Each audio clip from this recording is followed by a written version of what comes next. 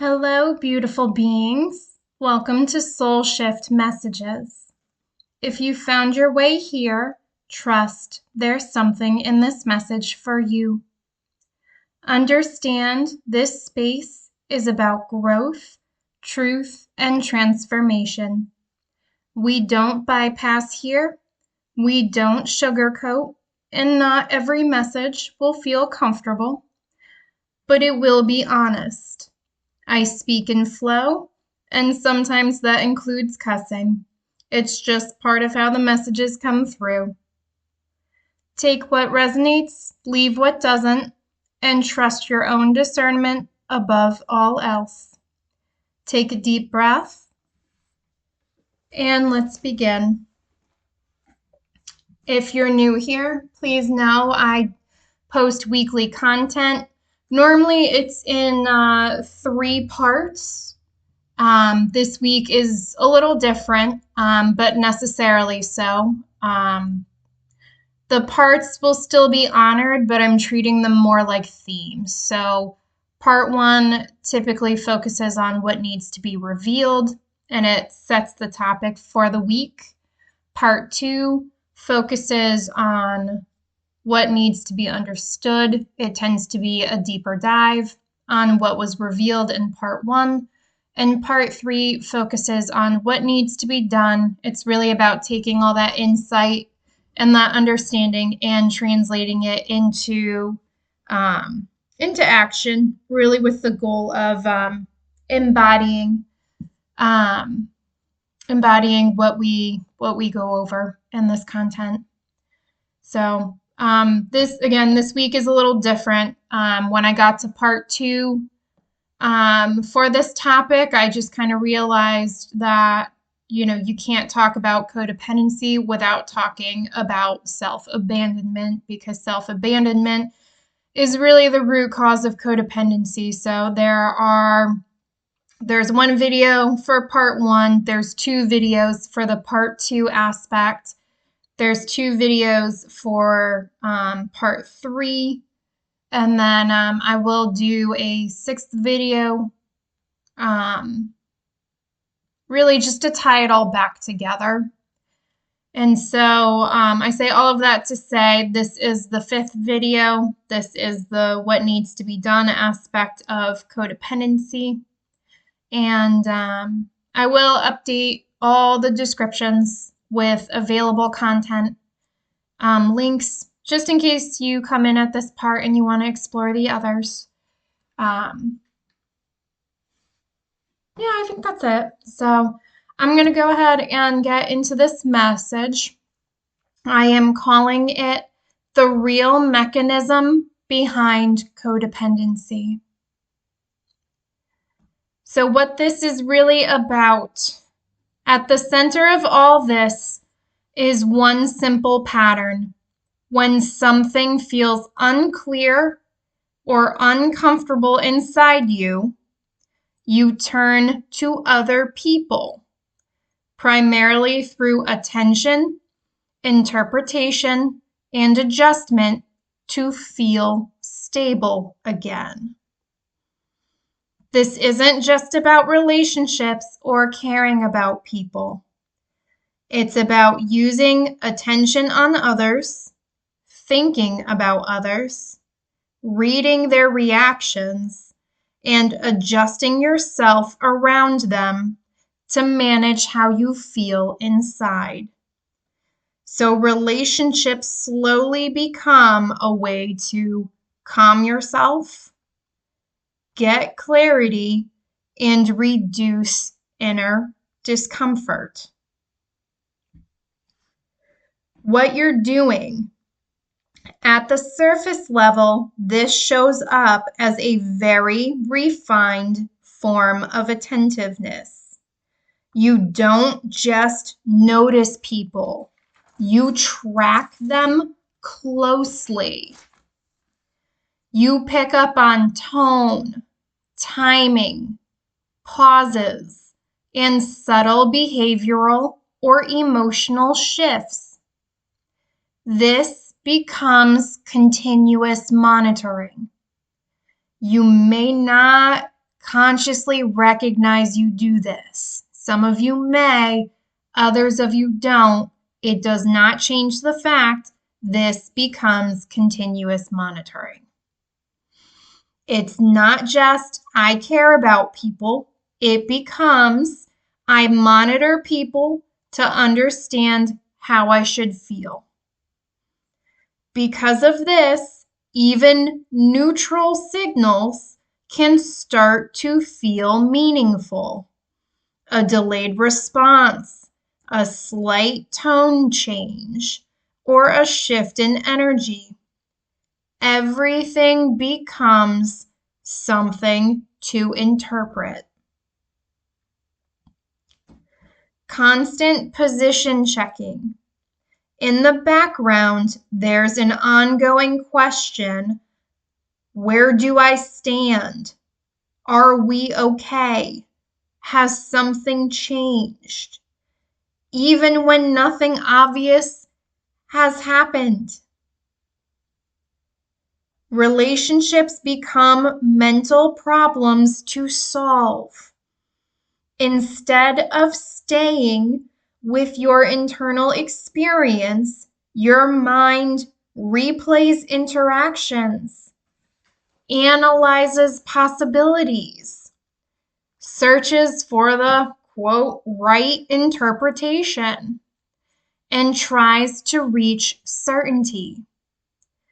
And importantly, certainty becomes more important than accuracy. Why? Because you are trying to manage internal discomfort. It's almost like the system will take anything to calm itself down. If it gives you certainty, it will take that. It does not necessarily mean what it is accepting is accurate. Ambiguity is the real trigger. You are especially activated by mixed signals, inconsistency, and unclear intentions.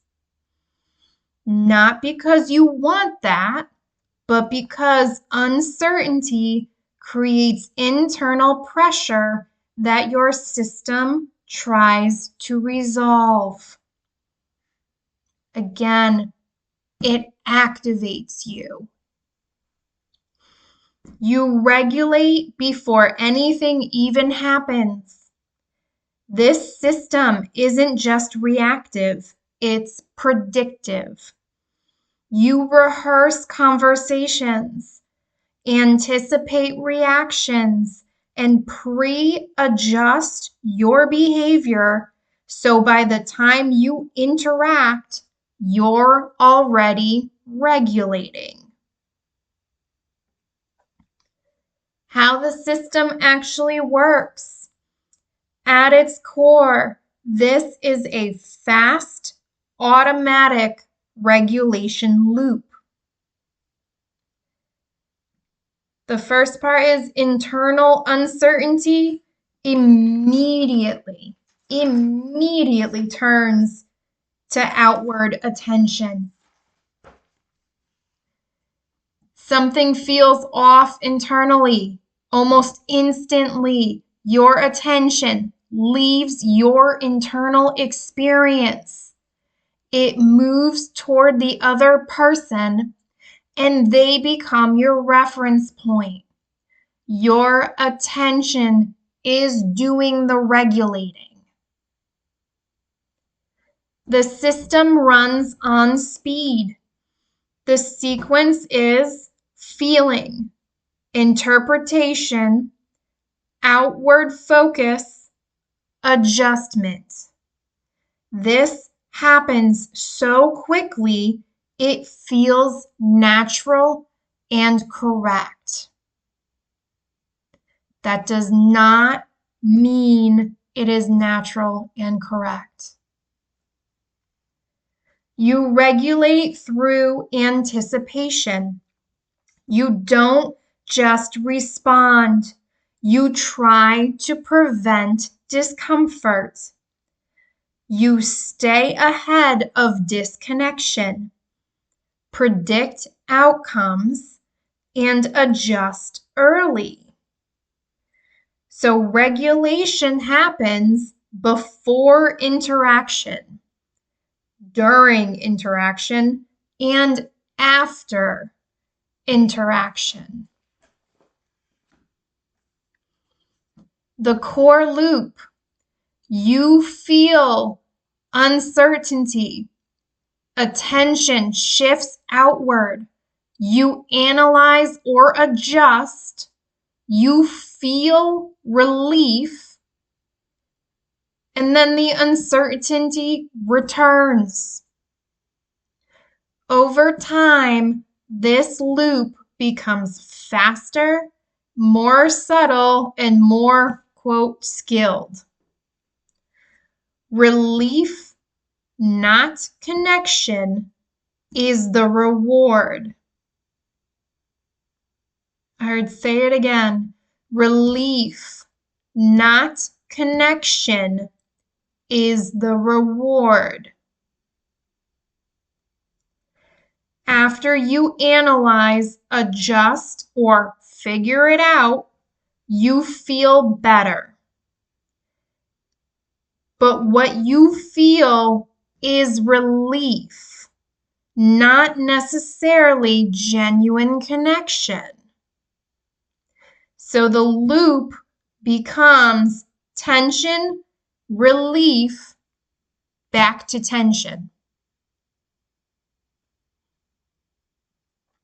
It looks healthy on the outside. Externally, this can look like emotional intelligence, attentiveness, social awareness, or being good with people. But internally, your stability still depends on external input. That is not genuine stability. Genuine stability is embodied. It is internal. It does not rely on external input to sustain itself. It is self-sustaining. That is the strength of embodying stability. You can have fucked up shit going on in your environment and still be stable when your stability is internal and embodied. That outside shit cannot get to it unless you give it permission. I'm hearing stand in your power. Know where your true power is. Align to it. Attunement can shift into control. Under pressure, this becomes more active. You may steer conversations. Choose words carefully to guide outcomes or subtly influence emotional responses. This is not necessarily done aggressively, more like quiet control to reduce discomfort. I'm hearing, but don't get it twisted, it is still control. Perception and imagination blend. Your interpretations and predictions can feel as real as facts, but the key word is feel. They can feel as real as facts. That is not necessarily the case. All right? So you respond to perceived meaning, not just reality.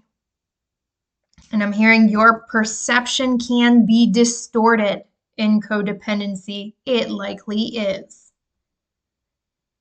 Engagement replaces clarity. Even without answers, you stay mentally engaged, thinking, analyzing, and looping because engagement itself reduces uncertainty. The attachment style. This is a push-pull dynamic. This system often expresses as a combined anxious avoidant pattern. First, the anxious activation. When uncertainty appears, focus increases, urgency rises, and you move toward the person trying to resolve and stabilize. Second, overload builds. Because the system is constantly tracking, interpreting, and adjusting, it creates mental fatigue and emotional pressure. Third, avoidant shutdown. Eventually, it flips into detachment, withdrawal, and I'm done. Not because things are resolved, but because you're overwhelmed. The full cycle is connection, uncertainty, activation, over-engagement, overwhelm, withdrawal, reset. Then it repeats. Why does it repeat? You're drawn to ambiguity. Inconsistent or unclear people activate both sides. The anxious side, which makes you move toward them, and the avoidant side, which is when you pull away later. So these connections feel intense, meaningful, and hard to leave. It is that push-pull dynamic. Intensity gets mistaken for meaning. They want me to highlight intensity gets mistaken for meaning. Because of the activation, focus increases and emotions intensify. It can feel important, but often it's just your system being activated. You stay too long in misalignment. Instead of evaluating instability and asking, does this serve? Should I leave? Is this reciprocal? You adapt, invest more, and try to fix it. So instability becomes something you manage, not something you assess. What's underneath it all?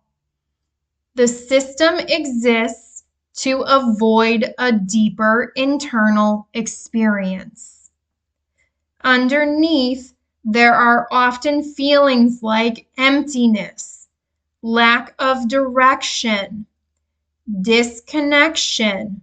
That's that self-abandonment. That's why we had to talk about that.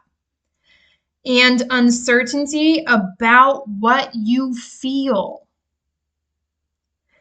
There can also be emotional fatigue, heaviness, and quiet detachment. Focusing on others helps you not feel this directly. Some of you will resonate with this being a straight up distraction. It is. It absolutely is. Stillness feels wrong. When you stop analyzing, adjusting, and engaging, it can feel like something is missing or you should be doing something. But that discomfort is not a problem. It's the absence of the pattern. Low tolerance for unresolved states. If something is unclear or incomplete, there's pressure to resolve it. So feelings quickly become actions, conversations, and engagement. Your sense of self becomes externally influenced.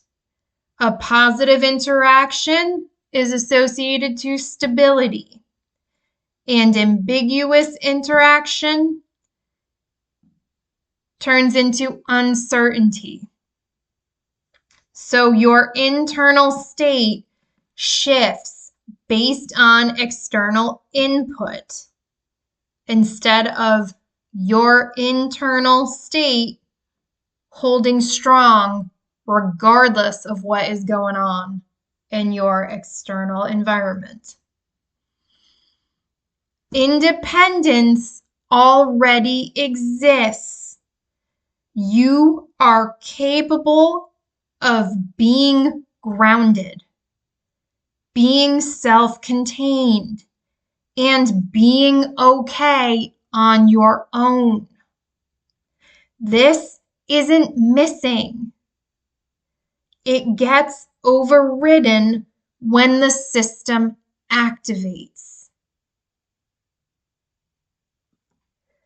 The identity layer. There is often an identity tied to being the aware one, the thoughtful one, the emotionally intelligent one, the one who handles relationships well. This identity is built on constant external attunement, so it just reinforces the pattern.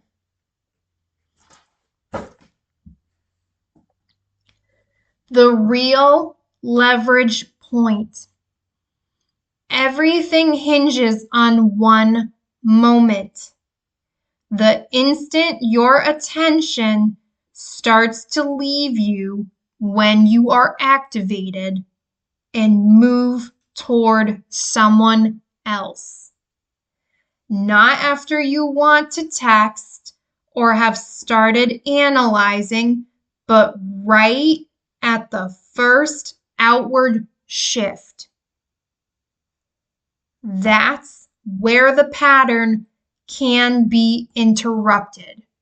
The moment you realize you've been activated, your attention is shifting outward, stop that shit, pull it back in.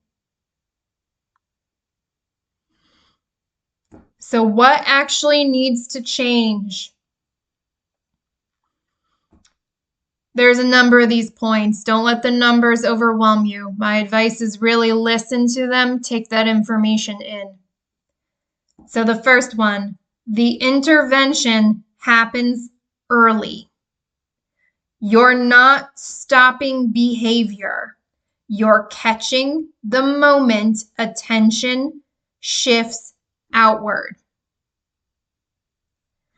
The real target is attention, not just don't act. Instead, notice attention leaving you. Bring it back inward and keep it there. Interrupt the pattern. Fight the urge to reach out to others when that discomfort, that intensity, that ambiguity hits. You are teaching yourself how to act differently.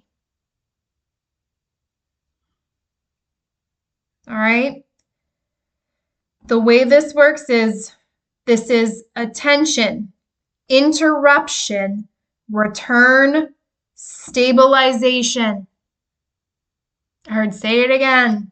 It goes from attention, interruption, return, stabilization.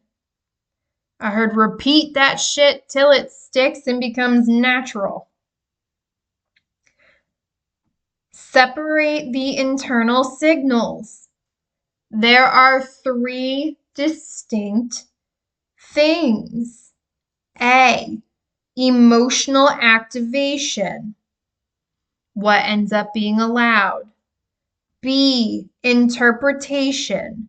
What does this mean? C, action. Texting, adjusting, explaining, things of that sort. The pattern lives in B and C, not A. So when you realize you've been activated, you want to interrupt before you get to interpretation or action. 4, stay with raw experience, not narrative. When you turn inward, don't analyze. Stay with bodily sensations, emotional tone, and uncertainty itself. You need to let that shit work itself out. The only way you release it is to sit with it and let it process. All right? So stay with bodily sensations, emotional tone, and uncertainty itself, not stories, interpretations, and predictions. Focus on the feeling, the way you feel, and let it pass. I know this is easier said than done, but the more you practice, the easier it gets. 5, the pause is active.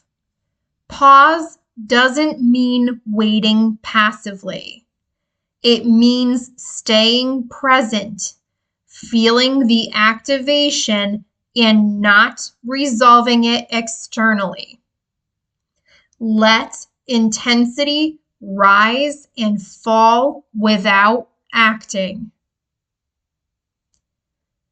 6, expect the system to restart. Think if at first you don't succeed, try again. It's the same thing here. If you interrupt it, the system will try again to reanalyze, rescan, and re-engage. So the process is repeated interruption. The more you repeat it and interrupt that, the harder it is for that system to hold and stay in place. 7, interrupt justification. This can be, I should just check. I should clarify, and it's better to know. That's the bridge to action. That's what needs to be interrupted. Treat relief as a warning sign. If you feel immediate relief after analyzing, adjusting, and engaging, that's not resolution. That's the loop completing.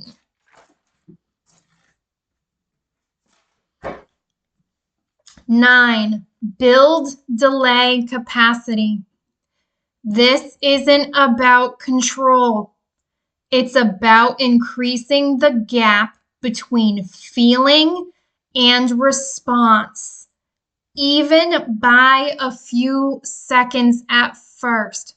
Put that pause, put that gap in place.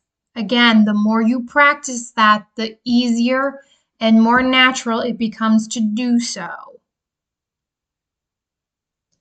10. Allow non-resolution. You are training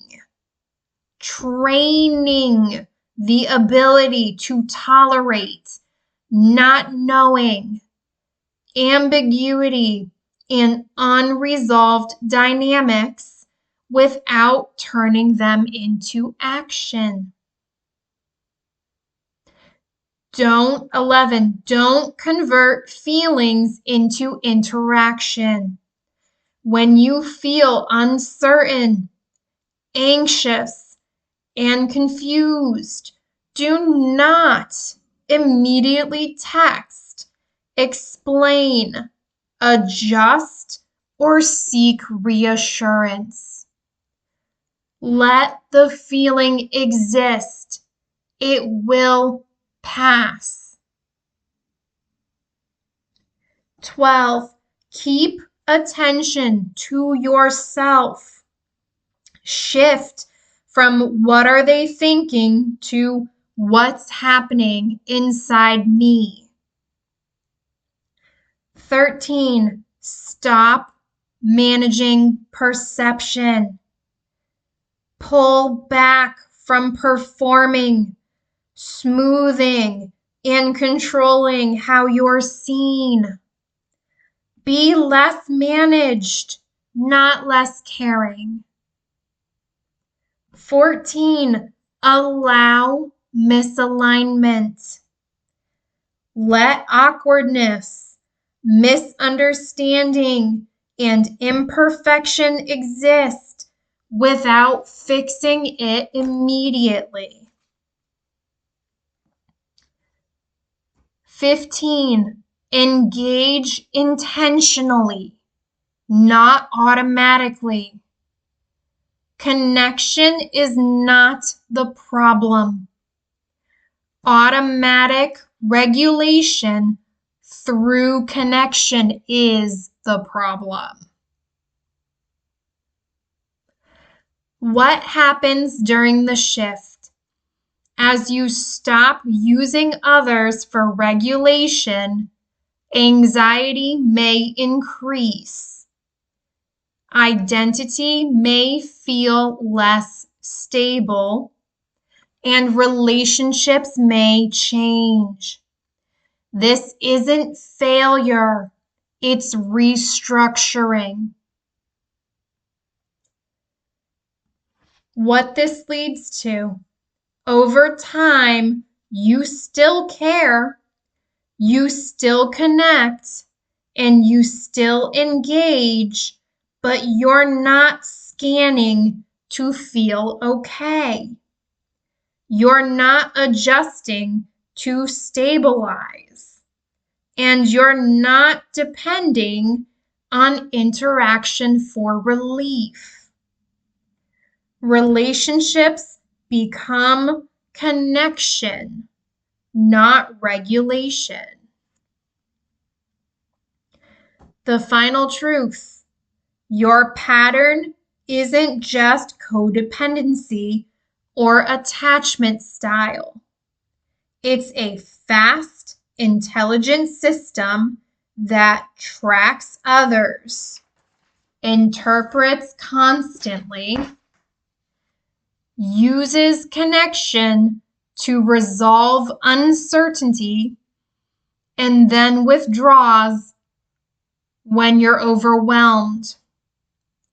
And it ends when you stop using other people, primarily through attention, interpretation, and adjustment, to manage what you feel inside and learn to let uncertainty exist without turning it into relationship behavior.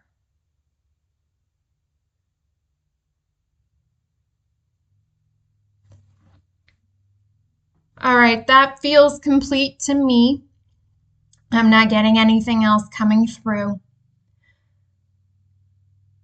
So I will be back tomorrow to post the final video in this series.